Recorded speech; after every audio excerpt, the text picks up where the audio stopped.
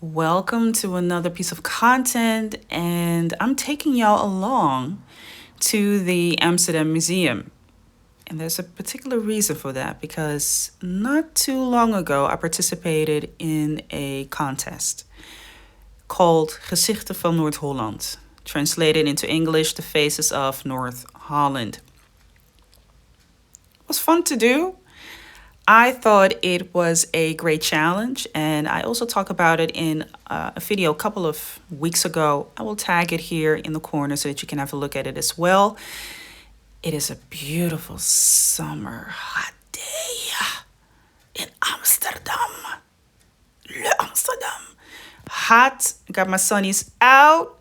Listen, I was feeling myself this day. This is the type of weather that I love. Like I always say, I am a summer baby. All right? I want nothing to do with the wintertime. Don't come with the wintertime. Now, before I explain why I am here, I just want to walk through the museum with you all. So here, no, I'm not phoning. This is a device where you actually have an audio tour guide with you, which is very handy. So you just hold it against an apparatus, and then it will be activated so that you can listen to the story of the different exhibits.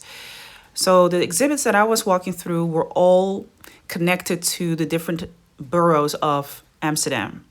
So there was one for New West, there's one for Southeast, there was one for the center, all different boroughs that had a different take on what happened in the past that eventually led to the evolution of a certain borough in Amsterdam. It was really interesting to see that. I really like this one. These were notes of people that were connected to Southeast in Amsterdam. Beautiful items that were over there, interesting items, playful items, and a great way to see what happened.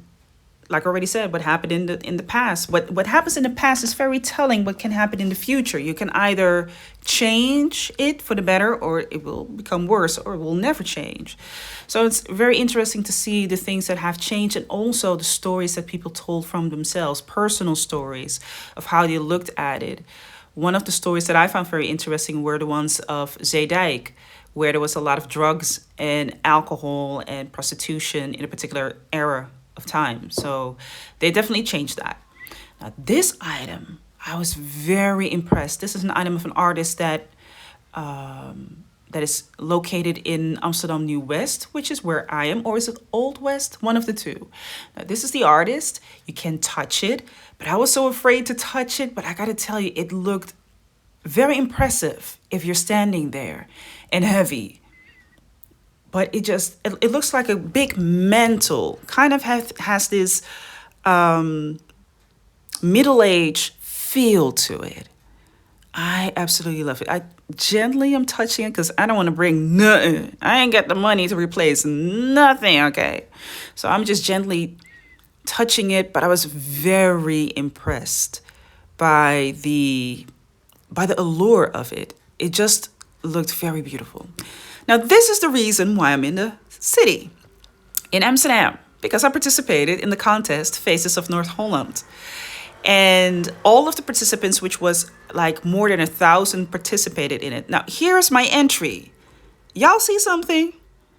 Now, this is absolutely not the way that I send it in.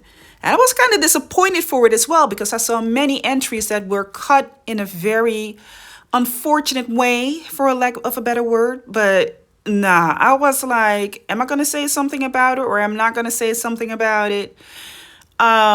What the heck is this? Baby, because this is not the way. I did want to see my name on the list, so I went and looked for the name on my list, of course.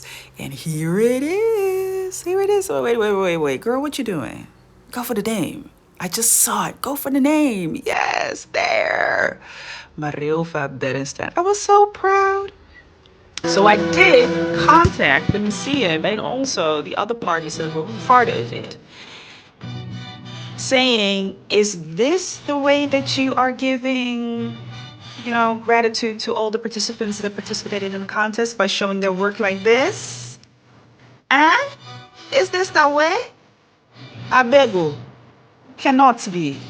and I showed them what the possible format of it could be. I have to tell you, they did respond to it, and I'm going to talk about it. Let's go to it.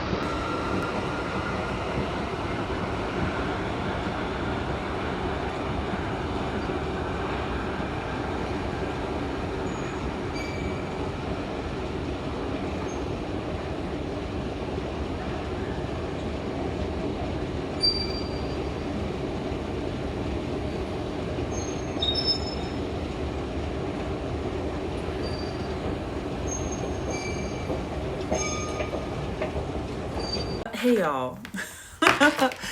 So talking about my visit to the Amsterdam Museum, I gotta tell you, there was a couple of things that I was like, what?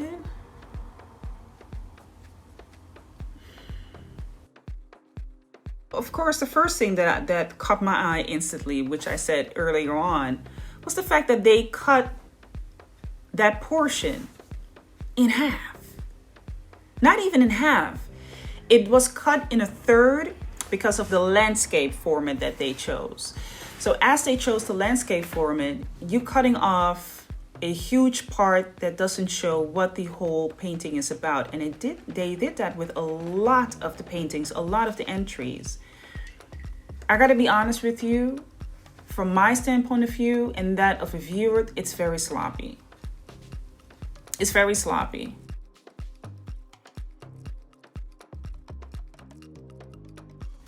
I think that is not the way that you're showing your gratitude to people who have participated in a contest. And I also don't believe that as a museum, as a couple of organizations that are coming together, because it's the Frans Hals Museum, Amsterdam Museum, and I think another nonprofit organization who came together to have people send in something like this. This is not the way that you go about it. I think it is very, very sloppy. I don't know who the brain was to give their approval for this, because you see what it is that you're printing out. You actually have made the decision to use a landscape format. You made the decision to use the wall in that particular way. And you also made the decision to show this to the public, not only in Amsterdam, but also in a coming time in Haarlem, because the Frans Hals Museum is in Haarlem. So on two places, this is what you choose to do so.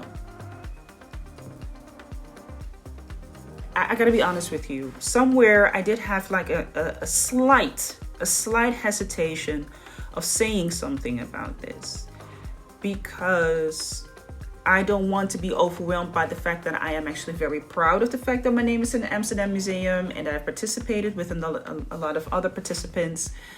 So I did not want to brush it off as I rather not want to say anything about it because, either way, I'm in the museum. No, we're not going to do that. 2024, we will not be doing things like that.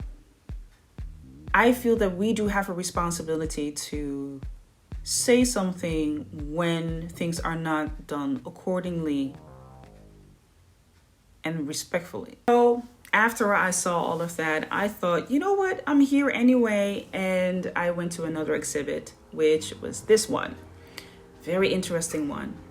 A lot of stories, specifically the story of the Lenape people, which is an indigenous tribe in North America. Many video footages. You can imagine, of course, that I cannot be standing there and filming all the video footages. Beautiful artifacts of jewelry that, of course, have a spiritual meaning. The thing that I very much got from that is that, not only the indigenous folk, but many other indigenous tribes, native tribes from the southern hemisphere, but also the north hemisphere, North America, which had many indigenous tribes, of course, before the European colonists came over there. What you can definitely get out of it, the stories that have been told by the people in those videos, is that the relationship between spirit, nature, is so much about the common use, right? We all get to use it, and we all get to borrow from it, and also respectfully give it back to nature. We get to all enjoy what nature has for us, and we as a people, as a tribe, we all are together. We are one. That is mostly what I got from that. You see it in the jewelry, you see it in the names that are being given to people, the names that are being given to each other. You see it in just a general background of how, for instance, the Lenapa tribe, I hope I'm saying it correctly, the Lenapa tribe was living. But so there were many other tribes, and as soon as the European colonists came into North America, it of course started first with trading with each other, and then all of a sudden, they took over. The rest is history. And what you could see is that for the tribes to exist, for the tribes to have their independence, when they started to trade with these European colonists, tradesmen, they started to take over their mentality. So instead of having the mentality and preserving the mentality of we are nature, nature is within us, we don't own anything, they started to take over the capitalist mindset, where it was about, of course, gain, trade, one for the other. Also very, this is the part where I just was so moved. And thinking about it, I'm moved by it again. And that is where people would talk about, and it's not only in North America, many other places, of course, in the world where people would do this. They would rob the graves of the indigenous native people. One of the traditions of the Lenapa people, but not only the Lenapa people, one of the traditions is that anything that somebody owned, it could be a piece of pipe, it could be a feather, it could be a jewelry, was given with them as they were being buried. And what people would do after, of course, that particular time where the colonists were not enslaving people anymore and they so-called got their freedom, there were people that would be robbing these graves and would take out those pieces, those artifacts, those pieces that belonged to the people out of those graves and would sell it. And one lady in the exhibit told, and she was working for a museum, and she was telling the story that she saw how an artifact that was exhibited in a museum belonged to one of her ancestors. She saw that. And you could see the emotion in her face. And I've instantly felt that, but not in the sense of I see somebody in pain and I feel that I can empathize with that. I felt the disrespect of it. First of all, committing a hideous crime to rob somebody and just, vandalize a last place where somebody's resting. And secondly, to take something that doesn't belong to you and sell it for your own gain. But more so the spiritual meaning of what it is. Because within most indigenous cultures, I dare almost to say any indigenous culture, but most indigenous native cultures that you find in the northern hemisphere, North America, but definitely the southern hemisphere, is that there is a belief, a notion that the spirits of people transcend. Your body, ashes to ashes, dust to dust, right? But your spirit is something that is eternal, it's everlasting, it will transcend. You might come back, you might not be. You might be an ancestor, you might be a powerful force, but you will always be transcending from one phase to another. But I just fully understood that, how disrespectful, how painful that is. And I literally felt my eyes well up. And I was like, oh my God, I did not come for that. Over here. I did not come for that over here. But I was extremely moved. extremely moved. And just thinking about that impact is just,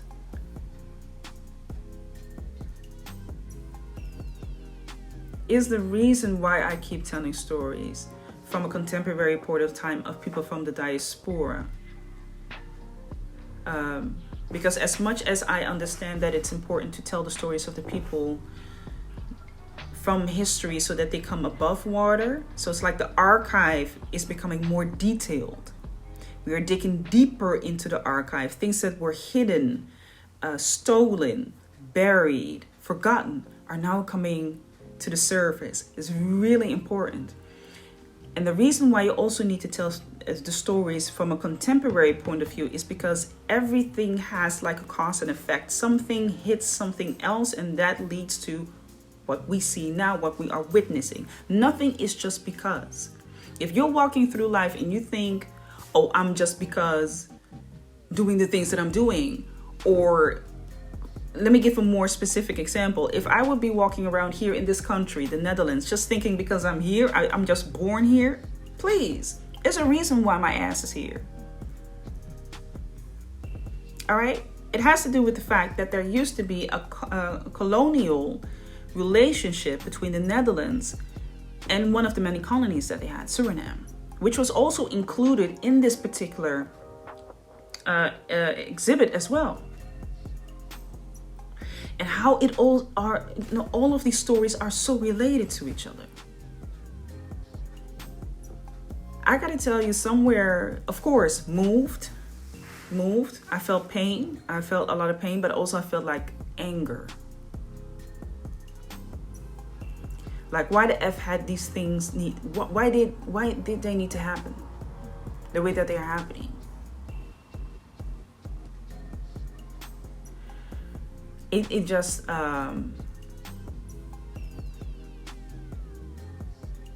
it makes you think.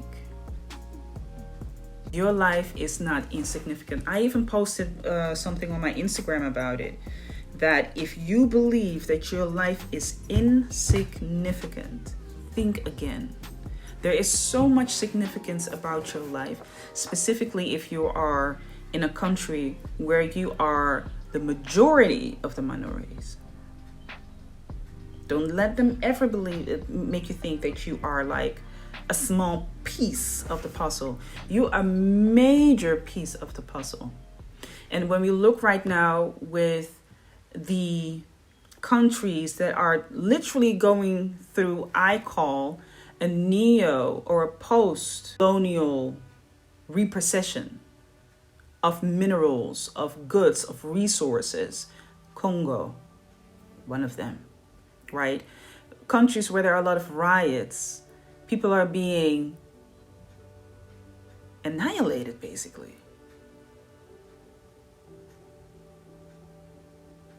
Many places, many places. When you think about that, that is not just because. That has a huge history. When you look at places like, West Europe and North America, and how they are giving such an insignificant meaning still to the events of the colonial time. Like in North America, the United States, they are literally trying to wipe out history when it comes to that. They are literally wanting to wipe it out. Here in the Netherlands, when 30th of June and the 1st of July, which are 2 days where we have a deep, respectful remembrance of what has happened during that colonial time. That is for the Dutch Antilles and for Suriname, because those were one of the two colonies that were in the possession of the Netherlands at that particular time, in the colonial time. And this year, during the remembrance of that, which is like a national event, they wanted to send one of the most extreme right politicians to the remembrance of that day. And it was done by an organization that stands for the respectful remembrance of the people that came after our ancestors. Ninse. And they send an invitation to this particular person. I'm like, what the heck are you doing? With the reason of, we want to show him how it could be done, and we want to teach him a lesson. What kind of freaking lesson you want to teach a right extremist?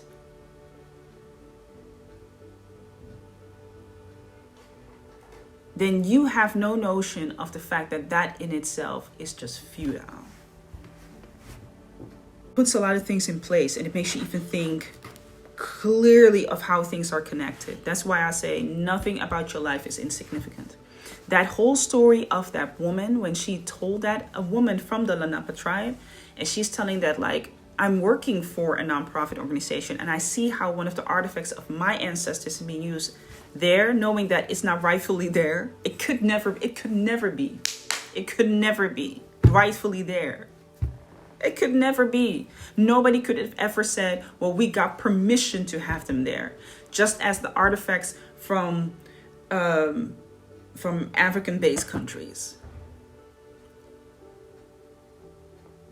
Caribbean-based countries, South American-based countries, Asian countries. Never could have there been a permission of, you can have this to show this in your museum. These are things are stolen to see that, and the stories are coming up. We need more of that. This actually strengthened my belief in my own art practice. It very much did. It strengthened my belief in my own art practice to keep on telling stories of people from the Afro diaspora, the diaspora basically. To tell the stories of that. Keep on painting on that. Keep on talking about that. Keep on doing that. Because if you don't, then the people who had the upper hand in that will always have a reason, a motive, and a method to tell it in a way that they will be considered to be the winners. They will be considered to be the the people that could be celebrated in those times. Because in a lot of history books, the colonists were seen as heroes. And native and indigenous people were seen as heathens, uneducated, unmannered, uncultured. Say what? Baby, don't get me started about that, because if it wasn't about your travels, y'all still would not be seasoning your food, and still y'all not seasoning your food properly. All of those travels, all of those things, and y'all still don't know how to season the food. You can feel any type of way about that, I would say put it in the comments. That was a good one. That was a good one. And I understand that not everybody is open to having, these type of visits, because everybody has a different type of emotion with it. Some people don't have any relationship with it. Some people do have a relationship with it and get moved, they get sad. Other people get angry. I get both. And I allow all of the emotions to come in there. I want all of the emotions to be there. I feel it, and therefore it is real. And I have a choice on how I can translate that in a particular way, right?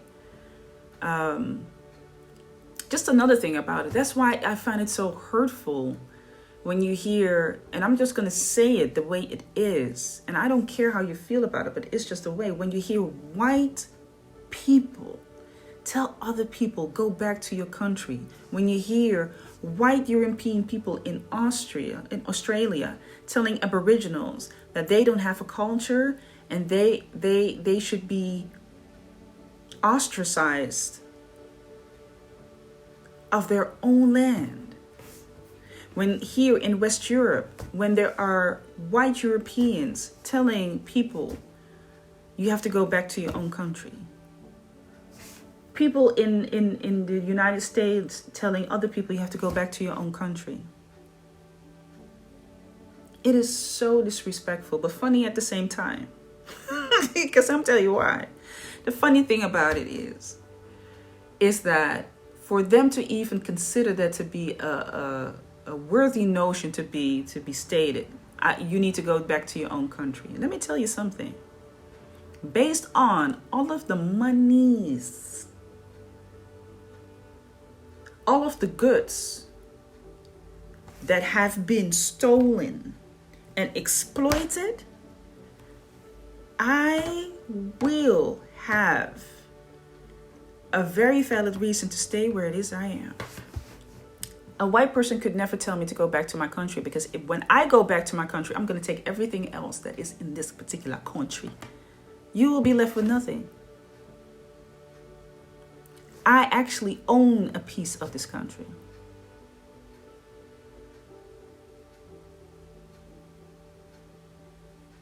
If it wasn't for the backs of my ancestors, and I don't know where it stopped, where it particularly stopped, but if it wasn't for the backs of my ancestors and ancestors and ancestors, before they were derooted from their land, if it wasn't for the backs of my ancestors, this country wouldn't have been the country that it is right now. So when you tell me to go back to my country, I'm gonna stay. This is mine. This is my legacy. This is mine. And I can understand for a lot of people, they might not see it that way. But because I don't know, as of lately, I've been more into reading the history of when the people were enslaved, how they still were being used for their culture, food, service, bodies, mind, everything. This, that, and the third, the natural resources, labor. Oh, we paid in full.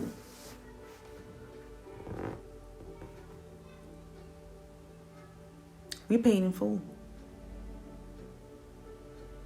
We are paid in full. The Netherlands did not have the success it had in that particular era without all of that. Sugar was one of the biggest export resources that they had. Next to having enslaved people, sugar. Sugar, gold, spices, other particular places of the world. You know, if you look at India, Asia, spices, tobacco, sugar, tea, clothing, a lot of things. You cannot tell me that we don't have a piece of this country. That's why it's so important to think about these particular things, because people will easily make you believe that you're still just the, you know, you're the result of the ancestors, right? You're just there. We know why you're here, but you're here. No, B, my guy, there's a reason. I own this. I do. I do. I definitely do. So it is hurtful to see people still fighting for it, and people still being, you know, countries still being exploited, reprocessed for natural resources, people still in those particular areas. We cannot all be somewhere to help them anywhere, but we can definitely keep on telling the story. So yeah, that definitely had an impact on me. Like I already said, it wasn't my intention to be over there. It wasn't my intention to be for that particular exhibition, exhibit. It wasn't my intention to be there for that particular exhibit. But once I saw that, I was like, man, oh man, oh man, oh man. I walked away from that exhibit and I was like, yeah, I cannot ever have a reason.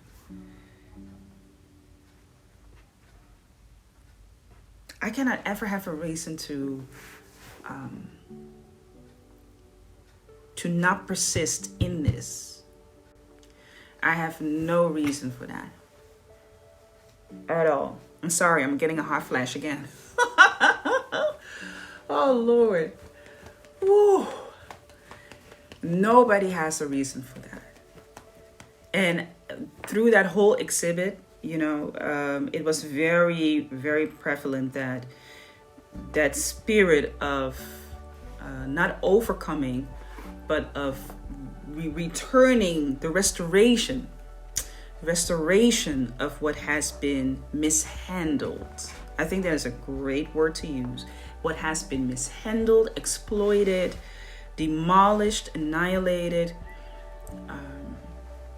all of those things, the restoration is taking place. The restoration is taking place.